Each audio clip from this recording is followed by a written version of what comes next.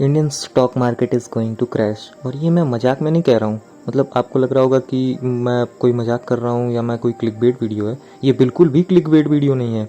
मैं सीरियस होकर बता रहा हूँ आपको कि Indian market is going to crash, और मैं भी आपको प्रूव करके दिखाता हूँ। सबसे पहली बात, एफआईआईज लगातार सेलिंग कर रहे हैं और डीआईआईज लगातार बाइंग कर रहे हैं। आप पिछले 2 साल से ट्रेंड देखो तो एफआईआईज लगातार सेलिंग कर रहे हैं और डीआईआईज लगातार बाइंग कर रहे हैं। नाउ हियर्स द ट्रूथ, जिस दिन आप देखो एफआईआईज सेलिंग कर रहे हैं, डीआईआईज उसी दिन एग्जैक्ट उतने ही अमाउंट की बाइंग कर रहे हैं, ताकि मार्केट क्रैश ना हो, एक जगह पे सस्टेन हो सके। और मुझे नहीं लगता है कि कोई भी डीआईआई या कोई भी इंस्टीट्यूट ऐसे अपनी बाइंग करता है। अगर उसे इक्विटी में बहुत इंटरेस्ट भी होगा ना किसी में, तो वो कभी भी ऐसे बाइंग नहीं करेगा। ये बाइंग हो रही है सिर्फ और सिर्फ इंडियन गवर्नमेंट के कहने पे। इंडियन गवर्नमेंट इन्हें प्रेशराइज कर रही है कि आप मार्केट को स्टेबलाइज कीजिए, और इसीलिए ये लोग बाइंग कर रहे हैं ताकि इंडिया का मार्केट क्रैश ना हो, वरना मोदी के नाम पे एक बहुत बड़ा धब्बा लग सकता है।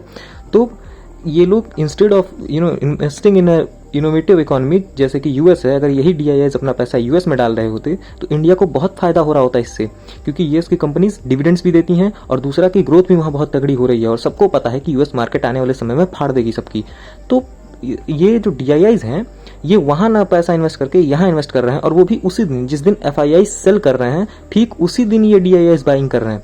अगर मैं कोई इंस्टीट्यूट होता जो ये सब एक्टिव इक्विटीज में बाइंग करता है, तो मैं एफआईआई के एक दिन सेल करने का इंतजार करता कि एक दिन एफआईआई सेल करेंगे, और फिर अगले दिन या उसके अगले दिन जब मुझको प्राइस कम हो रहा मिल रहा होगा, तब मैं बाइंग करता अपनी। मैं कभी उस एग्जैक्ट सेम प्राइस पे क्यों खरीदता?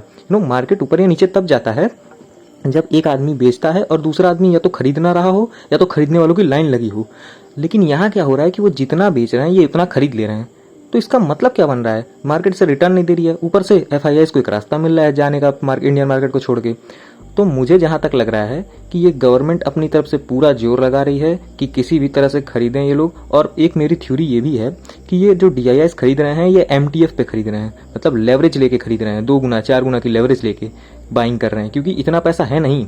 और आपको मैं एक अंदाजा बता देता हूँ, एफआईआईज अगर रोज 5 लाख करोड़ की सेलिंग करें, तब भी इन्हें इंडियन मार्केट से बाहर निकलने में 5 साल लगने वाले हैं। तो आप समझ जाओ कि आने वाला समय कितना बेकार होने वाला है इंडियन इकोनॉमी के लिए एंड इस मार्केट के लिए भी।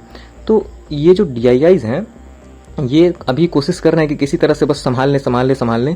पर मैं आपसे कहूँगा, अगर आप अभी इन्वेस्ट कर रहे हो, प्लीज़ मत करो। आने वाला समय बहुत बेकार होने वाला है and the market is going to crash, और कोई रास्ता नहीं है। आप अपने पैसों को बचाओ, उसे गोल्ड में या यूएस इक्विटीज़ में या किसी भी चीज़ में डालो। बस ये सब निफ्टी और मिड कैप और किसी भी स्मॉल कैप किसी में भी मत इन्वेस्ट करो, आप अंत में रिग्रेट करोगे। तो इट विल बी बेटर अगर आप अभी अपने कैश को होल्ड करो या गोल्ड में इन्वेस्ट करो। मोदी के कहने से कुछ नहीं होता। उस एक इंसान ने कहा कि गोल्ड मत बाय करो, उसकी एडवाइस मत सुनो, वो इंसान बेवकूफ़ है, उसे कुछ नहीं आता इकोनॉमिक्स के बारे में। आप अपने पैसे प्रोटेक्ट करो, और अभी थोड़ा सा वक्त ऐसा है, संभल के रहो, किसी भी फालतू जगह पे पैसे मत डालो, ठीक है? हमारा मार्केट एकदम डेड हो चुका है।